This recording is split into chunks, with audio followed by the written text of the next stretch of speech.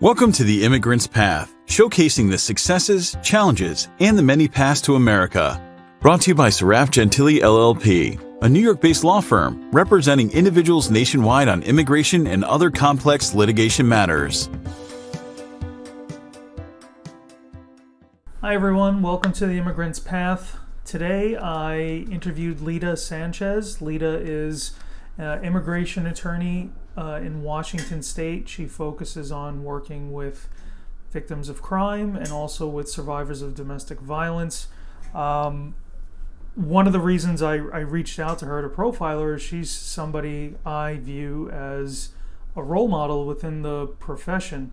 She's such a great example of what being a lawyer looks like at its best. She's a real advocate and a real ally for the communities that she works with. And I just think she's just a wonderful example of what lawyers are capable of. So I think this is a great interview. If you're feeling jaded about the legal profession in some way, or you're thinking about whether you want to be a lawyer, this would be a great interview to listen to. She's really just a wonderful example. Thanks. Okay, welcome to another episode of the Immigrant's Path. Today we have a special guest, Leta Sanchez. Leta is a partner in the immigration law firm Chamberlain Sanchez in Washington State. She's also the executive director of IRIS, which is a nonprofit that serves immigrant women and children who are survivors of violence, also in Washington State. And she's a board member of ASISTA, which is a national nonprofit that advocates for immigrant survivors of violence. Also recently, I see this year, Leta was awarded the Pro Bono Champion Award at her local AILA chapter. So welcome, really happy to have you on. Thank you so much. It's a pleasure to be here. Thank you for having me. Happy to have you. So I think people listening, if they don't know who you are, they could tell just from the introduction that you have a real commitment to public service and to working with people in vulnerable situations.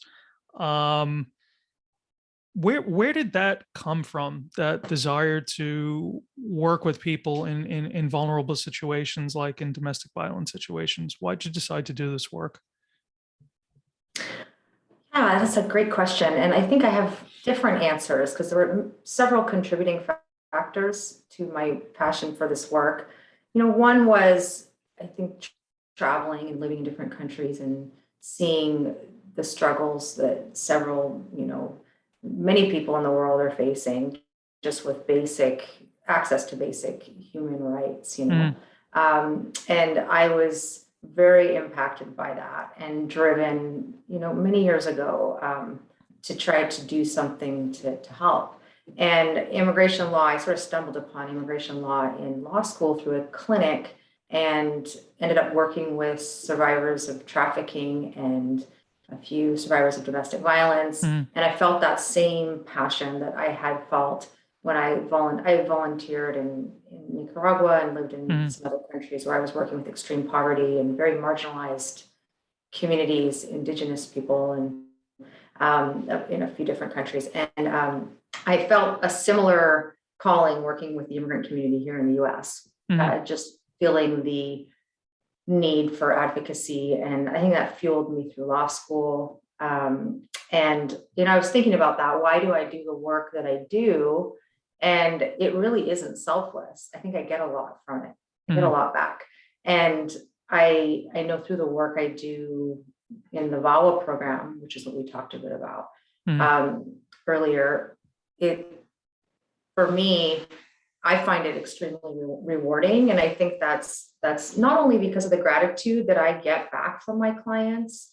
I receive such immense gratitude from the families that I work with, which is a gift to me.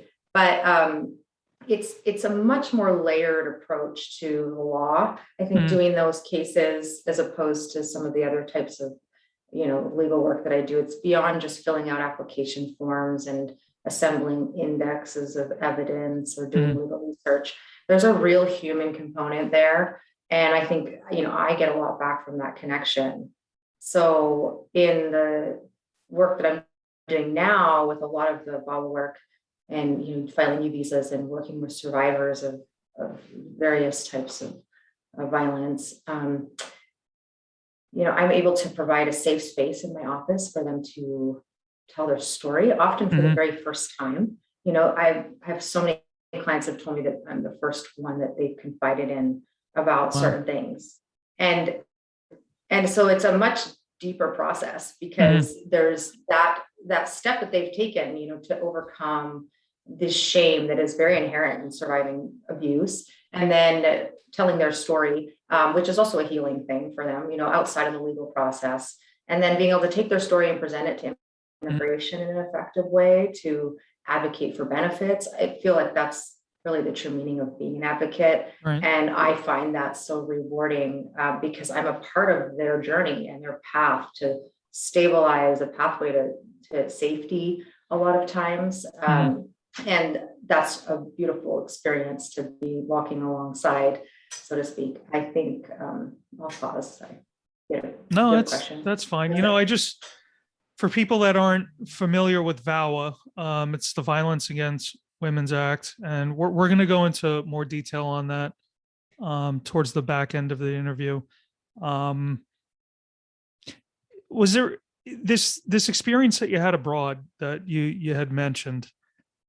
Was that kind of like a before and after type experience for you? Meaning that before, I don't mean to suggest that before you were insensitive to kind of the suffering that was out in the world, but was there anything about that experience that just really turned on a switch that this is something that's worth really focusing my life on, or I could get a lot of purpose out of?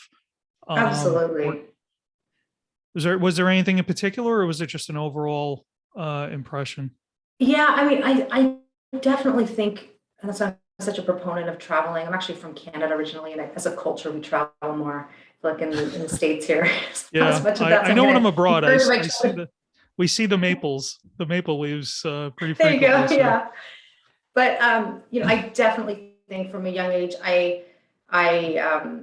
once I traveled and started traveling, and even being in India, countries with extreme poverty and parts of Central America that I lived and traveled and worked in, and kind of immersed myself in some of the communities there. Yeah, there is an impact that has, I think, definitely on a lot of people would attest to that, where you feel I felt so impacted by the struggle and the poverty and the violence that people are plagued with. I mean, really, it just shows you and reminds you of your privilege. I think those were defining experiences. And then feeling that I have had, I've often said, the only reason that I'm sitting on the side of the desk that I sit on and not in my client's chair is because of privilege. It's luck, it's privilege. I was born into certain circumstances, doors were open. I was able to acquire tools, access to an education. Those doors aren't open to my clients a lot of times. And I was thinking about that too, abuse, violence, we know that transcends cultures and race and socioeconomic divides. It's in all homes all across the world, different cultures, and there are different kinds of abuse, subtle, more insidious abuse, covert versus a more overt, sometimes physical abuse. But there's a shared, we have our differences and there's different settings and contexts, but we have, it's a shared human response to trauma and to abuse and to violence. And I think that I'm well aware of my privilege just because of the circumstances of my life, that I've had access to education and tools and, my own healing and my own ability to end up where I am. And I feel it's like a compulsion. I'm very compelled to try to give some of that back because, again, I think it's my privilege that has me sitting where I'm sitting. And there's a different pathways to joy, right? And human connection, feeling that connection and that empathy for someone, that's a fuel, so I get a lot back from that. Yeah. And along those lines, I assume you're developing close relationships with some of your clients. If they're disclosing stuff to you and you're the first person they're speaking to, there's a level of trust and connection there. And these cases take a while. So these are people you're interacting with. So you're coming across a lot of trauma. What steps do you do to kind of, I guess, protect yourself in a way from internalizing enough of that Hmm. trauma that it becomes a problem for you, that it spills over into your own life and your ability to kind of function effectively? Like what steps or measures do you take to just kind of work through that? Yeah, that's a great question, and you'll see me smile because I've heard so often from people close to me, you don't leave your work at the office. You need to leave it at the office. And I'm incapable of doing that It's entirely. impossible. It's Yeah. impossible. Yeah. So, but that's also why I love my job and why it's rewarding and why I feel so connected to it, because there is that human element to it, right? But Mm, I definitely, and I think the ability to empathize, I always come back to that, the ability to empathize with what my clients are going through, or just to, put myself in their position and, for lack of a better description, feel that some of the pain. It makes me advocate for them in an mm, effective way, but there's an impact. And so over the years, that is a struggle. It's something that I've had to look at, where there's almost like somewhere I have to practice certain self-care mm, techniques to be able to, and also big picture, and realizing, look, I'm going to do the best I can do, and I'm really a small part of a very big process. right. And I always say that too, it's really the clients. I'm so inspired by my clients because of the strength and resilience and what I see them overcoming. I get a lot of inspiration from that in my life, because of how strong they are, really. I mean, with what they've had to overcome. But it's difficult that, not internalizing it. I've struggled with that. Yeah. When family separation happened at the border, and I was volunteering on some of those cases too, I'm a mother, and it almost was just too much Right. emotionally for me to separate. And I think at the end of the day, I'm a big advocate of counseling, and Hmm. I think there's a stigma about counseling and seeing counselors, but having friends or counselors or family members that you can talk about your own responses to the stories, that's helpful to Right. me. Having people that I can kind of talk that out with. But yeah, it's always going to be a challenge. There's a burnout, I think, that can happen in the profession, but I think it's outweighed measurably by what I feel is like a reward Hmm. back that I get, partly because most of the stories I'm working with, I have been able to see these families stabilize. It's many years. It is a huge journey, right? Many of these cases, as you said, take a lot of years, Right. but I have so many examples in my mind of, and a lot of, I work for women and men. As we both know, these cases are they cross the genders, but I do work with more women, and Hmm. so I often will say the women and children I've worked with, but I'll see them stabilize and then slowly, heal and kind of, improve their situations, and then they're thriving. And so that's a joyful progression. And so I Right. mean, well, it can be emotional. I feel like since there's often a happy ending, so to speak, it makes it easier that way to handle. So do you have any stories you'd be comfortable sharing in terms of, I mean, it sounds like there's been some happy endings, which is great. Are there any particular stories that jump to mind that you kind of go back when you're feeling kind of down, and you're looking for a little self-motivation? Are there any stories or um results that have happened through your work that you kind of go back to and look like this was a really great outcome, and it kind of fuels you to keep going?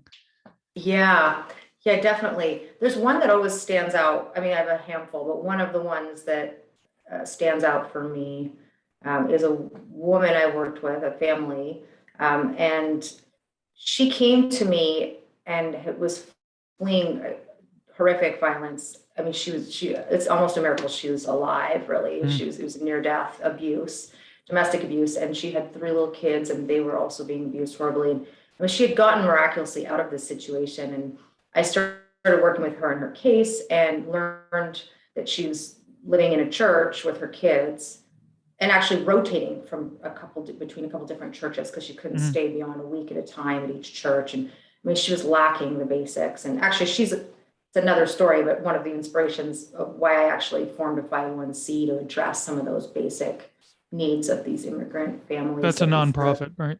Yes, sorry, nonprofit. Okay. The nonprofit that I have that I've worked with locally here. Because of stories like that, where I felt like I can't ignore the basic human needs that are also so compelling, while we're working on the legal piece. But her story is one that, yes, I will look back and think back on, and it's that kind of uplifting story, because we ended up, and there was a community response that I helped start to support her basic needs, get them into housing and diapers and food. There were some real urgent needs there, but we ended up working on the immigration case together and winning it. And she's now a lawful permanent resident. So that's a green card holder today. And, she came into my office, I want to say a week after we had won her case, if not sooner, and just said, I want to volunteer. And I'm sitting here going, you have 3 children, you're a single mom, you barely just got into stable housing, you're working 12-hour days at a chicken processing facility in this agricultural valley that she was residing in, taking English classes when she could in the evening. And I'm sitting there going, you can't volunteer, you can't, and it's like, and she was insistent, like, I want to give back. I want to give back. And she knew I had started this organization. And anyway, so she did, and she still does till this day at times. She will volunteer by, she'll take women under her wing who are at the beginning of that process that she had to go through. That, again, there's every case is different. Every story is different. You come from a different culture, but there's a shared experience when you're escaping abuse and trauma. And especially for a lot of these mothers, I'm also a mother, and I think that's where I get a lot of inspiration, and I have a lot of empathy for these women when I see what they are doing for their children.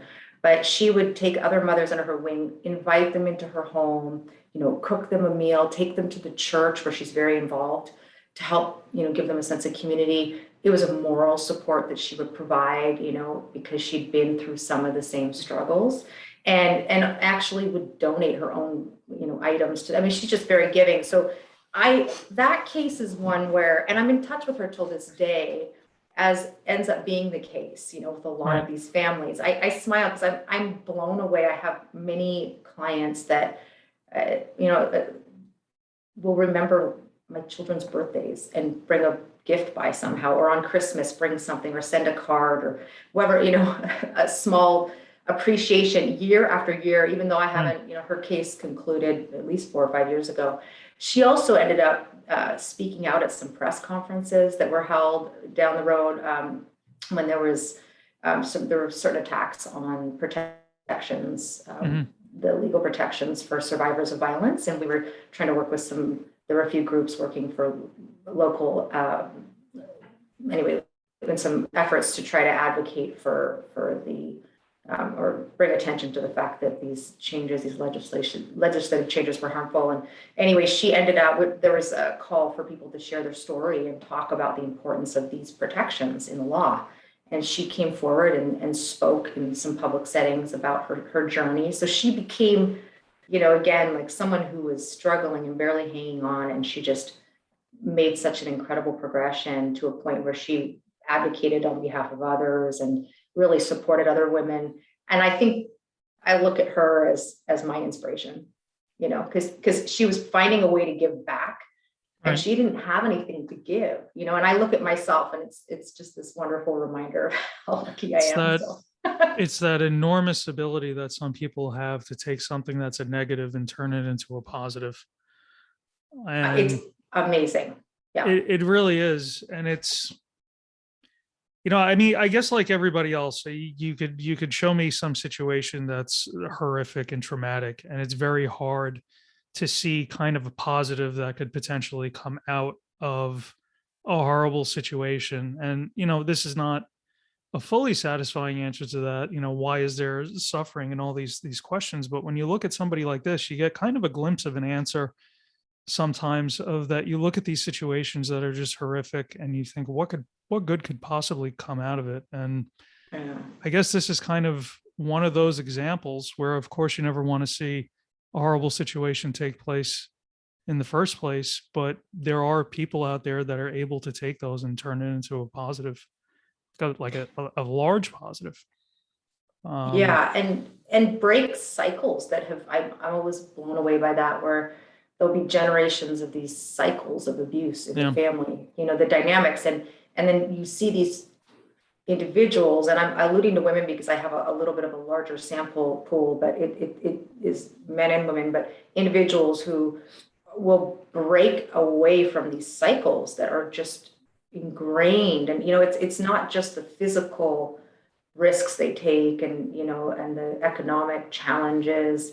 There's a lot of that emotional resilience and strength that to be able to I always think of that, you're sort of breaking the cycle, and then you're giving your children a different example to go by, right? And you're standing up for like you said, turning it into a positive. That's a great way of saying it, but it's also transformative in the whole trajectory. I feel like for their family, for the future generations. I mean, we never control our children and just how they're going to turn out, but we should model certain things. And I've seen so many of these individuals just and I don't know where that strength comes from, but it seems to me like some of the people we work with who have been through horrendous situations end up, I mean, in my eyes, some of the strongest people that I've ever met. It really is. It's just a real immense resilience. Yeah, I think it's more than resilience. I mean, resilience is the ability to kind of take some sort of hits and keep going. But this is taking hits and making you stronger as a result of it. So right, it's an extra step there. Yeah, it's beyond resilient.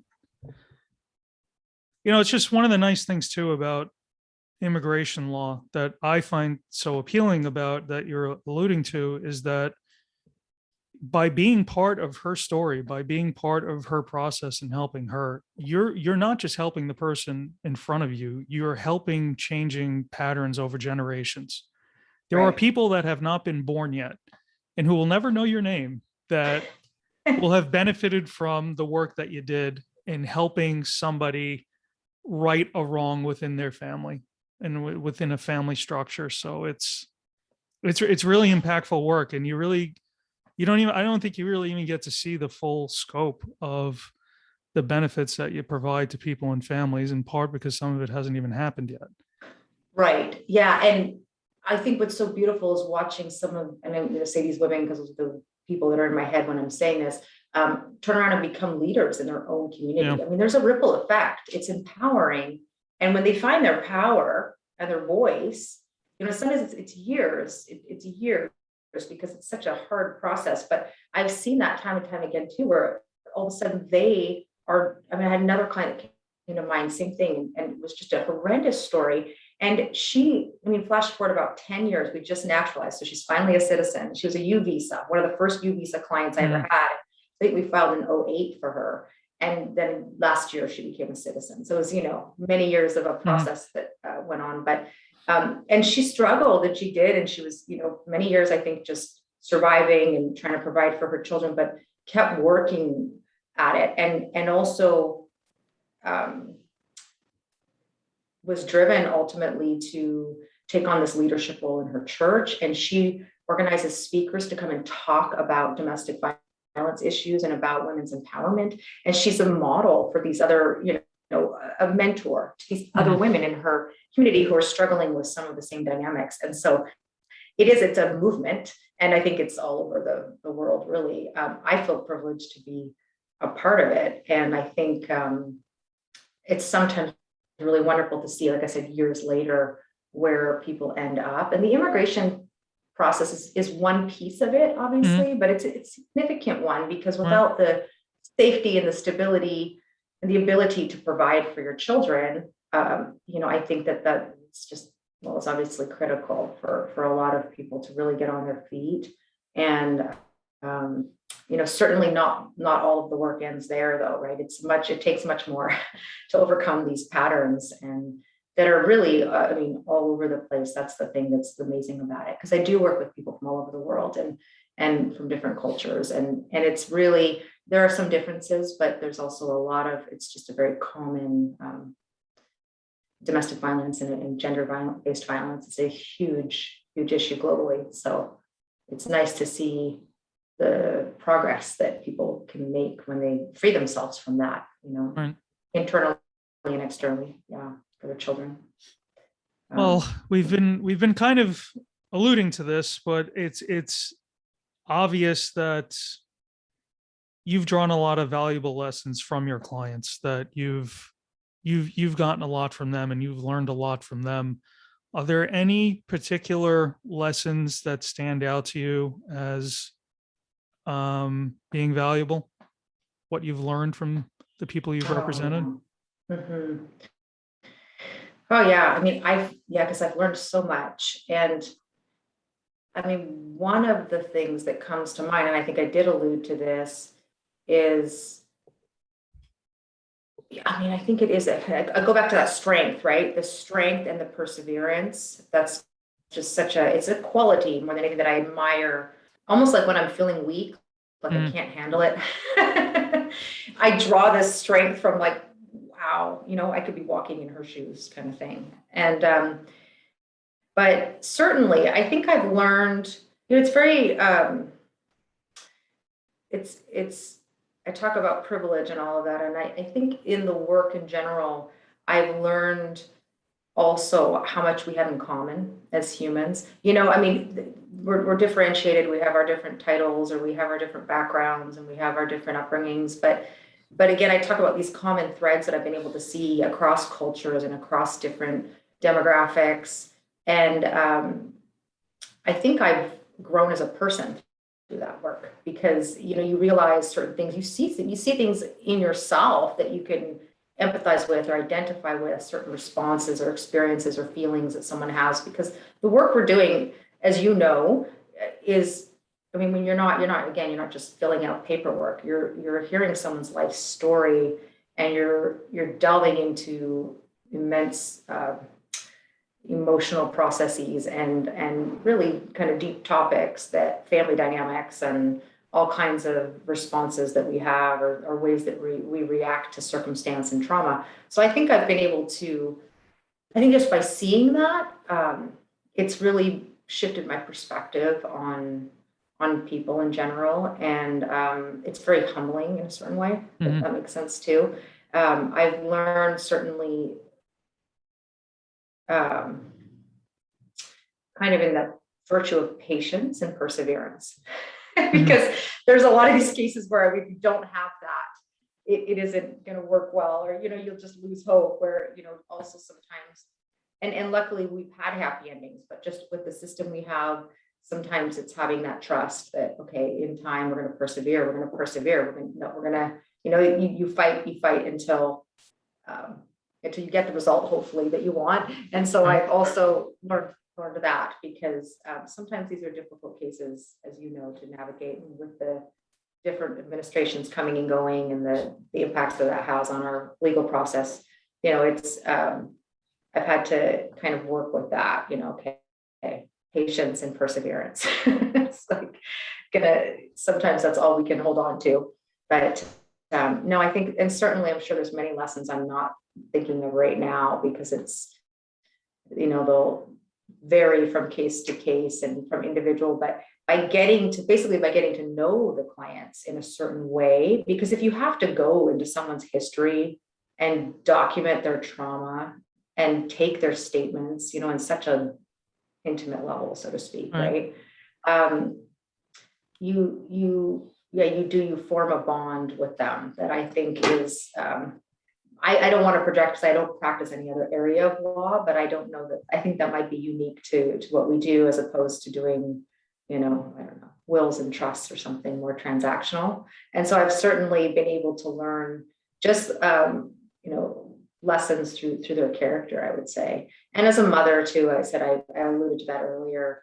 I'm very inspired by a lot of the mothers I work with. So, sometimes I think I've learned things from women who are older than me. They give me little pieces of advice, that's being, I mean, so a lot of the women I serve might have 20 years on me, so there's almost a friendship that can form. And yeah. So, you'd mentioned before that you'd started a nonprofit, Iris.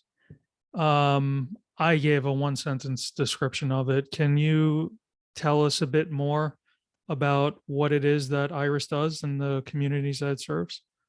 Yeah, definitely. So Iris is a local nonprofit that was sort of born out of the stories that I've told you a little bit about, where I'd be working with a family and they came to me for legal services because they're, that's their primary need. And that's what I do as an attorney. And then as I got to know them in their situation, learning that they're, again, sleeping in the church or they're going to be sleeping in their car, and a lot of people fleeing domestic violence in particular end up in these very difficult situations.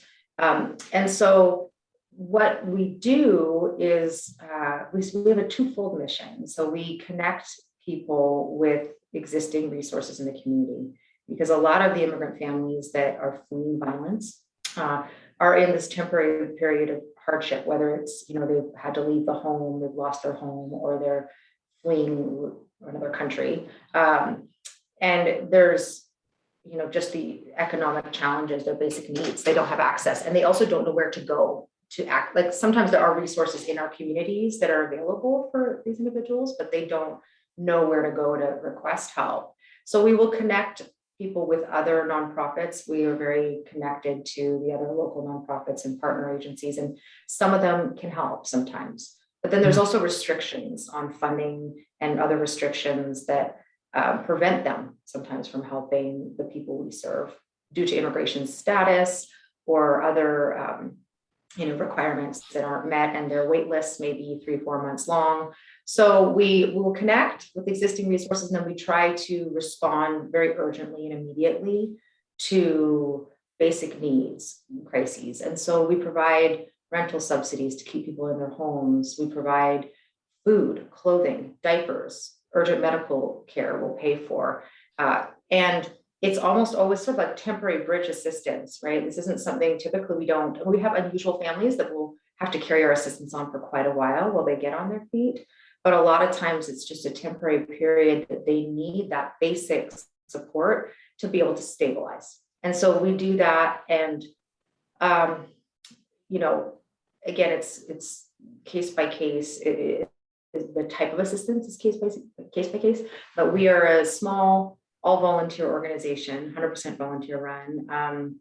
We have a mixture of attorneys and social workers and other, people who work in the community at the Farm Worker Center and trilingual. And so we are very in touch with, again, our local communities. And I think we are providing a much needed support, because we have very marginalized members of the community. And up here, we have a lot of indigenous groups who Guatemalan or from different parts of Mexico. And we find, like, again, so they'll have services that maybe are available to certain Spanish speakers, let's say, but then these other subgroups are just, really struggling and marginalized, so they're often living in very rural areas up here, doing very hard work, but there's no services.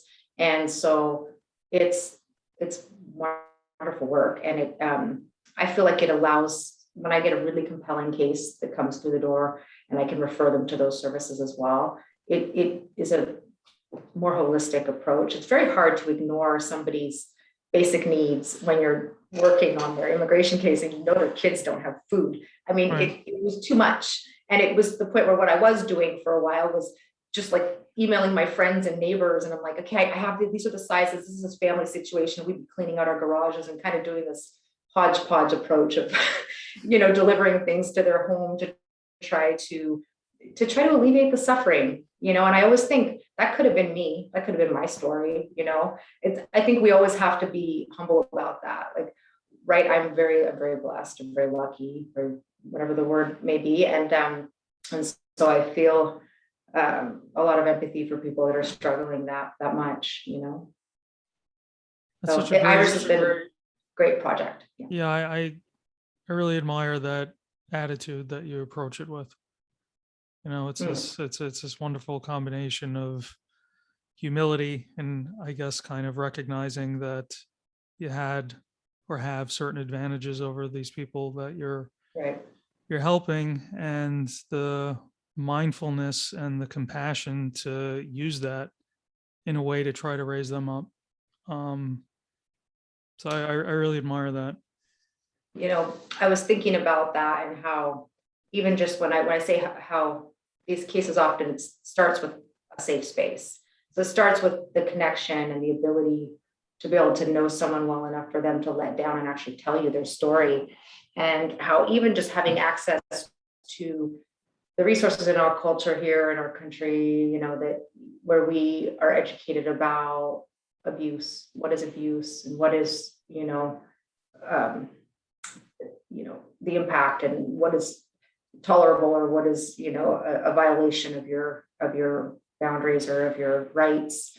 And, even being able to provide those little affirmations to people as sort of a mirror, like when they break that silence, because there's so many people we work with that they can't even recognize at first what they're saying, that was, wrong, because you carry it as your own responsibility. So even just that access to knowledge that we have here, where we know through our training and through, the environment, and hopefully my children know through their upbringing, right, that no, that is, you need to stand up for that. That's not right. You need to speak out against it. And that a very basic understanding of this is a violation of me and it's wrong. Sometimes people, they don't have that information, so it just seems like there's layers upon layers of privilege that play a part.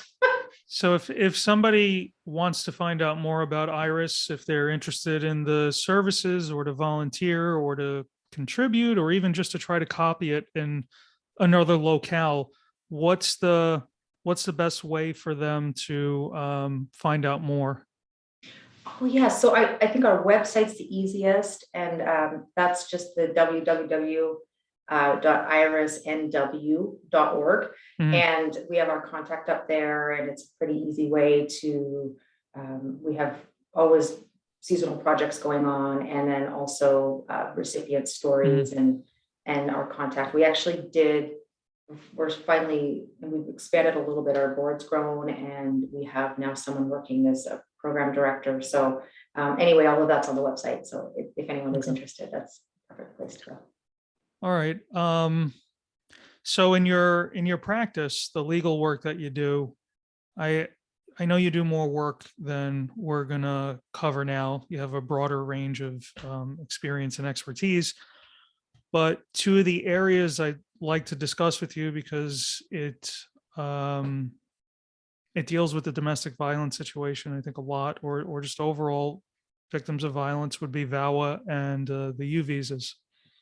So I know you've done extensive presentations on these topics, and so just for a lay audience, can you just give kind of a quick description of what VAWA is and what U visas are, who would qualify for it, and what kind of relief they could provide for the people that they're intended to help?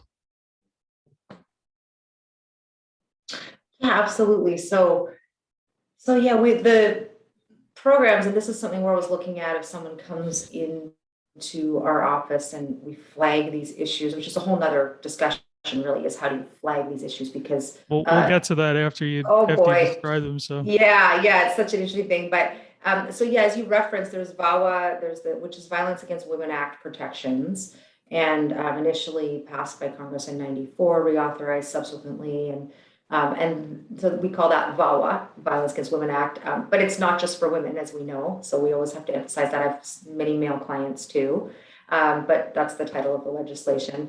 And so to qualify, and it's sort of a side-by-side comparison often, because the U visa is a distinct program, and passed in 2000, and so the VAWA protections basically allow certain individuals to self-petition. So I think out of a recognition that immigrants would find themselves in a situation so the most common example would be a spouse, even though a child can't petition and certain parents can petition as well, self-petition. Often we see it in a spousal context where someone is married. Now you do have to be married, and it does have to be to someone who has their lawful permanent residency status or their citizenship. And that's a big distinction because the U visa doesn't require that. So that's usually going to be the deciding factor as to which program you're applying for. So if you're married and it's a US citizen or a lawful permanent resident, and you do have to be married or else, I mean, there's some exceptions showing that the marriage was terminated within 2 years of filing, because it's terminated for a reason connected to the abuse. But if you've been divorced for more than 2 years and then you want to file for a VAWA, you won't qualify. So you do have to be married or else within that window. And you have to show that you've been subjected to extreme cruelty or battery. Interestingly, as we talked about, that it's, again, not physical abuse necessarily, but it does encompasses, there's many of these cases that there is no physical battery, but there is immense emotional, psychological, or sexual coercion or other forms of abuse. So that's one of the big misconceptions, at least I've come across, as people think, well, you have to have been physically beaten to qualify, which certainly isn't the case. So with VAWA, if we have a choice between filing a VAWA and a U visa these days, we would file VAWA, because when we file that self-petition, usually you can get a decision in a couple of years now, 18 months to 2 years, whereas the U visa, we'll talk about in a minute, just has a tremendous backlog.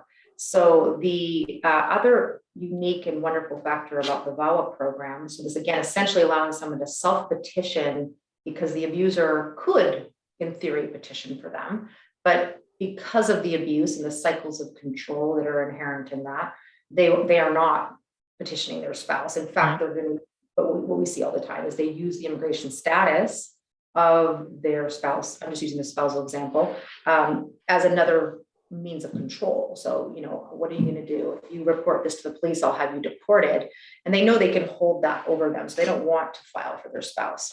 And so this idea that you're going to self-petition, you basically don't need your sponsor anymore, your US citizen spouse, to be involved in the case at all. And you petition for the benefit directly with immigration. Depending on the status of the abuser, if they're a US citizen and therefore a visa is more readily available, you can file, oftentimes, depending on the details of the case, a package where you're actually asking for your green card at the same time as the self-petition, and you get work authorization more quickly. And then again, if they adjudicate the self-petition, which is called the 360, they can then go right on to adjudicating the I-485 green card application. So the overall, sorry, please.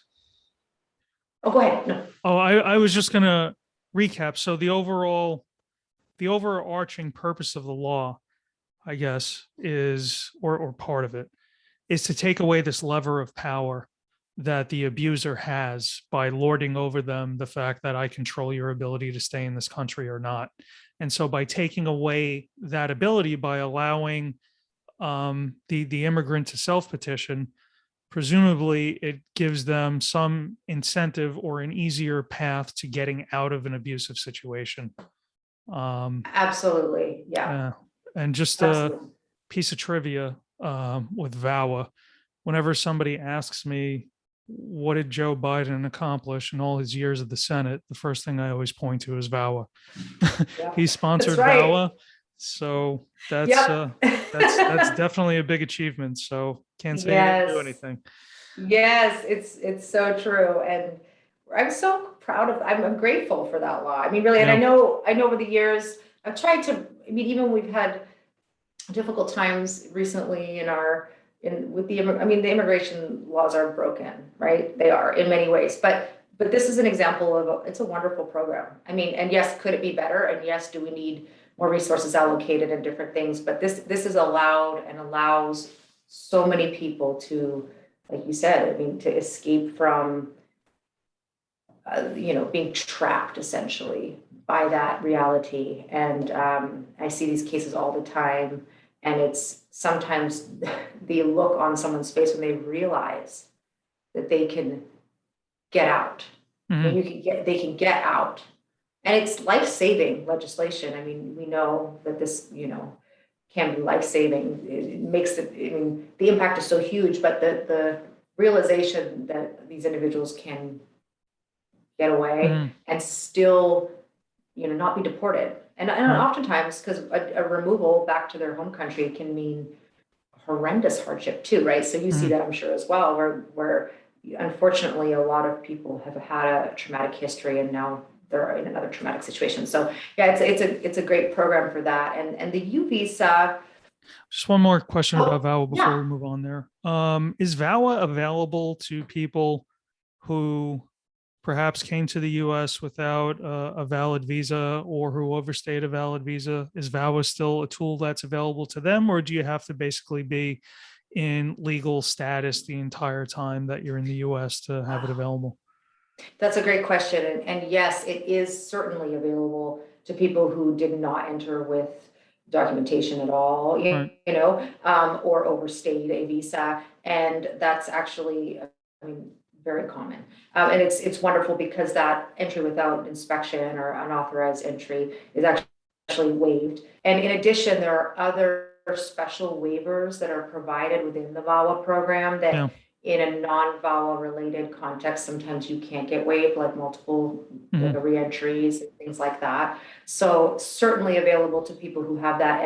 And there's a recognition in some of the provisions of the statutes and the waivers in particular, that where there can be a connection drawn between the victimization, between what they've suffered and the violation, right? So if they had to, like if they left the country and came back unlawfully, looking at the circumstances, and we've seen this in recent policy guidance that's been issued too for the VAWAs and U visas, which is really exciting to see that kind of resurface through policy. But that there is a recognition that we have to look at these cases differently. We have to look at them from what they're calling now a victim-centered approach. I have an issue with the word victim, I prefer survivor, but still having a recognition that their challenges and what they've been trapped in, there may have been certain violations of the immigration laws, but if it's connected to that overall victimization, there should be a lenience. And so certainly it's something that's available for people who are out of status or who never had status, at any point. It's such a nice example of the government acting in a way that's just clearly humanitarian. A lot of the arguments around immigration seem to be you have to justify economically why you're letting a particular person in. How are they benefiting the U.S. economy? It's very kind of, I don't know if selfish is the right word, but it's very focused on us, where this clearly isn't. So it's one of those examples of the law where the humanitarian intent is clear, and it's just nice to see once in a while something like that. So, I couldn't agree more. It's a recognition that this is happening. Yeah. And this is wrong. It's not congruent with the humanitarian interests of this country. I mean, and Joe Biden's, I agree with you. He's been a champion of that, but it's not what we stand for. It's not in our, humanitarian interests. And because of that, we're going to do something about it. And laws were passed, and not all countries have that. So I agree. And I mean, the U visa arguably has that dual function. So you could say there's more of that selfishness in there, but the VAWA, it's definitely just, this is wrong. This is a humanitarian crisis. And there are people suffering in our country. They're suffering in silence because they can't get out, and we're going to help them get out, So yeah, I think it's good to talk about the positive aspects of our law. Yeah, I wish we operated more consistently in that respect, but there's certainly examples going in the other direction. So right, yes, definitely. But all right, so for U visas, U visas are primarily for victims or survivors of a crime that agree to assist law enforcement. Is that right? Yeah, that's exactly right. So that the legislation had more of a dual purpose. One, again, humanitarian, absolutely focus, which is I admire, and also this recognition, which I think is compelling too, that law enforcement can't do their job when victims are too scared to come forward and report. They really can't investigate and prosecute effectively the crimes that are happening in their jurisdictions. And that's very true. So, we've had that locally in our communities over the years where there's been so much fear to call the police because there's this well-founded at times fear that immigration will then get called and they'll be, the victim will be deported or the survivor will be deported because they don't have papers. And so again, the suffering in silence. And so this is a great program that basically, so the main distinguishing factors between the VAWA program is the abuser doesn't have to have any status, and there's no legal marriage required. And it doesn't even have to be in a spousal context, which again, VAWA is available for certain children and parents as well, but it's definitely familial relationships. The U visa can be, you can be the victim of a, felonious assault or, a kidnapping or extortion even, and it can be, so it's definitely broader. There's a list of enumerated qualifying crimes that qualify. So again, not any crime qualifies, but there's quite an extensive list of crimes that qualify. And there has to have been some kind of investigation or prosecution into the activity, the criminal activity. Whereas with VAWA, you don't have to have that. And we file VAWA cases sometimes where there is not a shred of systems evidence, where there's no police report or court report. There just isn't any documentation that way. With the U visa, you do have to show, there's sort of two steps to the process. You first have to get a law enforcement certification, is what it's called. And that's a certification it's a form that's completed by the investigating agency or the prosecuting agency that confirms that this person was a victim, that they were cooperative. So there's a cooperation element there. That's that dual purpose rather of the program, that they're trying to facilitate cooperation with law enforcement. The certifying officials don't have to be police officers, even though that's very common, as are prosecutors. Those are the two that I deal with most. Judges as well, can certify, but so can, state and local family protective services like we've had CPS, or they also can be the state and federal departments of labor. There's a lot of mistreatment in the workplace, and I think there's been growing recognition over the years that that's a robust part of the U visa program, is these mistreatment of people in the workplace, and that is something that, if that's investigated by a labor department, that could be considered sufficient. So someone could certify that there was an investigation, but again, not necessarily an investigation that's criminal by the police. So there's definitely some, the Equal Employment Opportunity Commission can certify. So there's many certifiers. And then essentially you file an application with immigration, demonstrating the three main things for U visa are that you've been the victim of a qualifying crime, and that you have been cooperative in the investigation or prosecution of that crime. And then a showing that you've suffered substantial mental or physical abuse. Again, it's not required that it's physical, but there is this substantial harm requirement. And then you file, the difficulty with the U visa, as we know, is there's a cap. There's 10,000 available a year. And unfortunately, the wait list has just gotten completely out of control in recent years because there's so many more people applying. So every year, the backlog has just been growing. Right. We have very recently this year some good news. Can you get work authorization while you're on the wait list? Yeah. So about 3 months ago or August, anyway, very recently, they have announced. So the short answer is we used to be able to more quickly because there is a wait list process where they would kind of preliminarily review the file and say, we don't have a visa for you, but we're putting you on the wait list. And you would get this deferred action, which is a temporary protection from removal, and you would get work authorization. And that was working, it seemed, for a while, but that backlog, even to get considered for the wait list, has grown to 6 years. So I have clients that we filed 6 years ago, we have nothing. So very recently, they implemented something that we have been advocating for. CISTA has been a huge advocate of this, basically enacting there is a statute that provides that says you can get work authorization if it's a bona fide petition, but immigration never implemented the statute. So very recently, we have new guidance that they are starting this new, it's called a bona fide program, bona fide determination process. And that's supposed to speed things up. And it's basically supposed to be a quicker review, that you have the basic requirements met, and then work authorization should be issued to you. Again, what we're struggling with is even to get that review because of the sheer number of cases and the number of adjudicators. I'm telling my clients, okay, well, it's better. It shouldn't be 6 years, but expect a year or two. And I don't even know if that year or two is essentially, it's accurate. So it's really troublesome that we don't have quicker work authorization. And hopefully that's what's going to start happening with some of the recent changes. Well, one question I have, just this is, as a professional myself, I'm an attorney.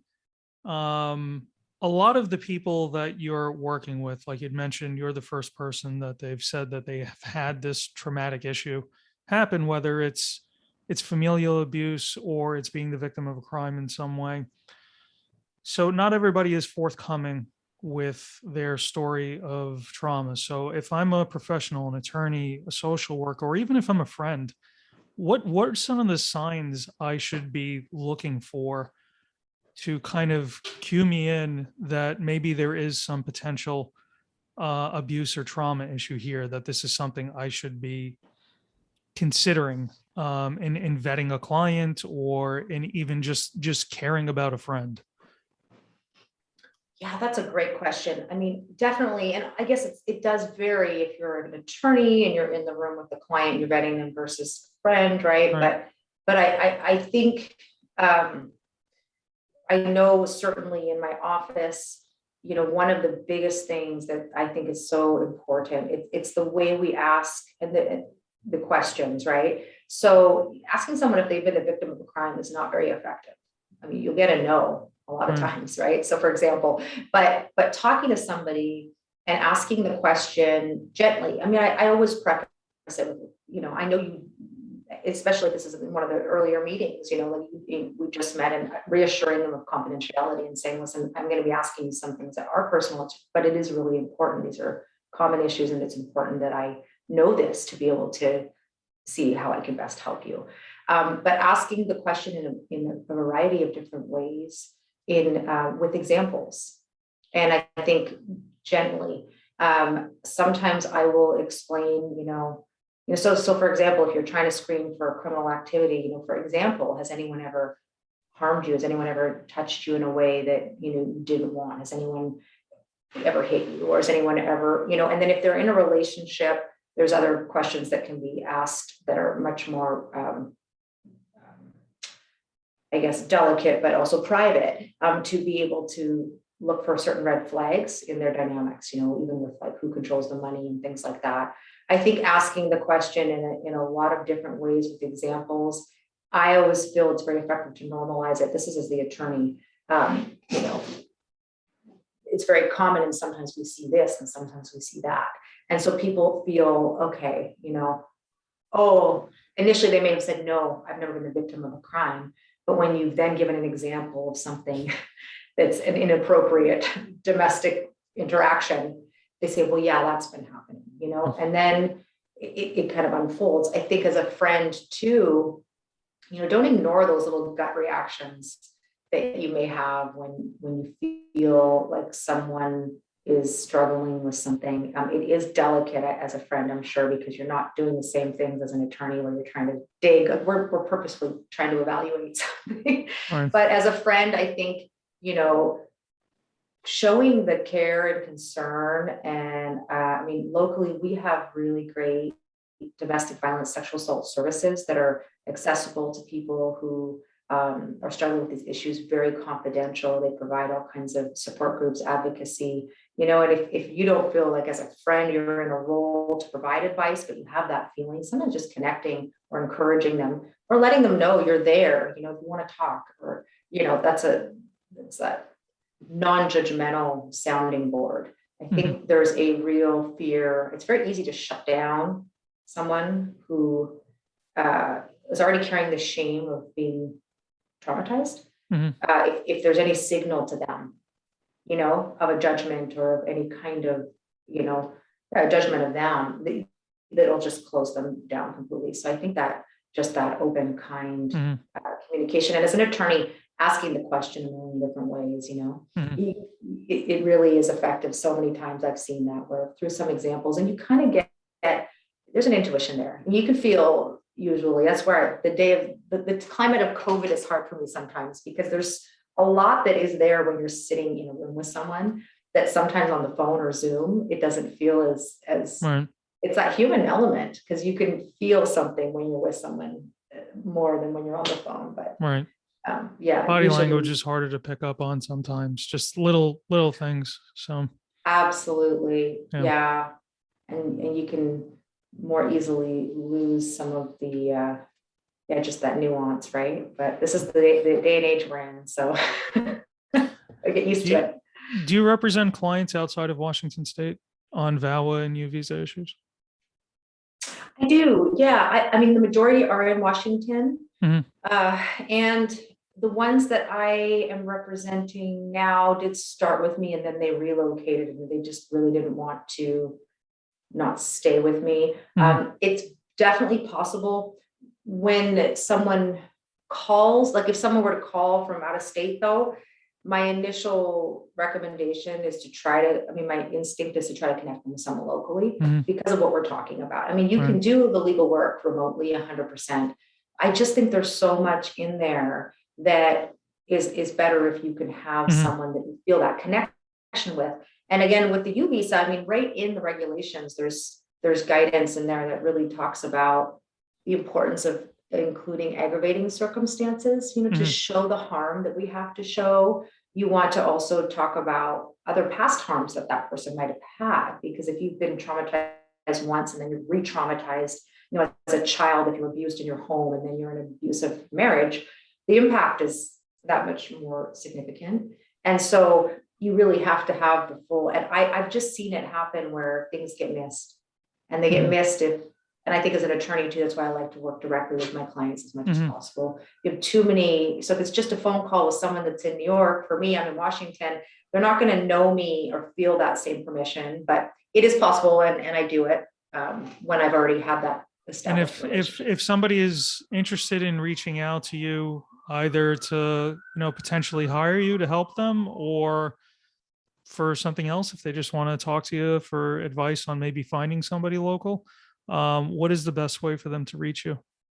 Oh yeah. Well, I have my email, which is long, unfortunately, but it's my, and then I have a phone number I can give. My email is my first name, which is Leta Mhm. at csimmigrationlaw.com. So that's on our website too, which is, it's Chamberlain Sanchez Immigration Law. But also the phones are really easy. It's easy to reach me, and my local number, because we have a couple of offices in Mhm. Washington State. I'm a little farther up north, and then we have a Seattle office. So the easiest number for me is the 360-972-3354 number that I can most days be reached at. Yeah. Okay. I don't Uh, take too much time off unless I'm running around with my kids. They keep me busy. So um, is there anything we didn't go over that you'd like to mention before we go?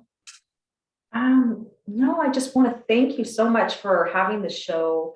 And, I think there's a lot of misconceptions and maybe also just a lack of knowledge still about what options are out there for Mhm. survivors of violence. And I'm thrilled that you're putting this information out there. I really appreciate it. I think there's so much, and we talked a little about this earlier, misconceptions about what qualifies as Mhm. abuse and what qualifies someone to avail themselves of certain protections. And, I think that's such a strong message we Mhm. try to convey here too locally. Like, there is abuse is not just physical, and abuse is verbal and emotional and mental, and can be, manifesting through very, very different means. And so just encouraging people to reach out, because a lot of people I work with still are surprised that they qualify. They thought, Mhm. oh, but it's that misconception that there has to be physical violence, and also just that we have, again, we need reform in our laws, but we have some very good programs Mhm. that do help. And so I appreciate you having this be a topic of the conversation, and thank you for letting me have a chance to talk about all the reasons why I love what I do. Yeah, It's kind and of nice. thank you for coming on. I really appreciate how candid you've been, and just also want to say that I think another way you really accomplish a lot of good is just providing the example that you provide.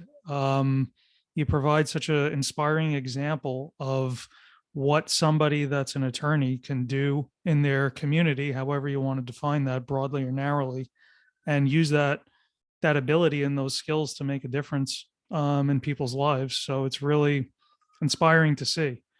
And it's really Thank you. inspiring also to see, just aside from being an attorney, somebody that's able to have their career aligned in such a way with their purpose and what they're passionate about. Because not everybody does that or has the ability to do that. So when you do see people that are doing it, they really stand out. And so, you've really stood out to me in that respect. So I really appreciate it. And I really appreciate having you on. So thank you. Yeah, thank you so much. And I was just going to say, when you said that too, at the beginning, it was like for the pro bono ideas and all of that too. And it's like, I mean, what I get back truly, right, is tremendous. And so I was joking, like, no, it's not selfless. Like, I love my job and I'm filled, like, it fills my heart. So I know that is another, that's a wonderful thing to reflect on, right? I mean, there's stress, don't get me wrong, but a lot of stress, but there's also, what sometimes you don't get monetarily. I mean, it's all those sayings that are a little cliche, but when you love what you do, it doesn't feel the same way like work, I mean, it can be hard, but rewarding. And so anyway, thank you for your kind words. I appreciate you having me on as a guest. And I think it's wonderful you're doing this podcast. And I look forward to, who knows, maybe talking again in the future and certainly listening to your upcoming episodes. I hope to meet you in person at some point. Yes, equally. So. Yes. Thank you so much.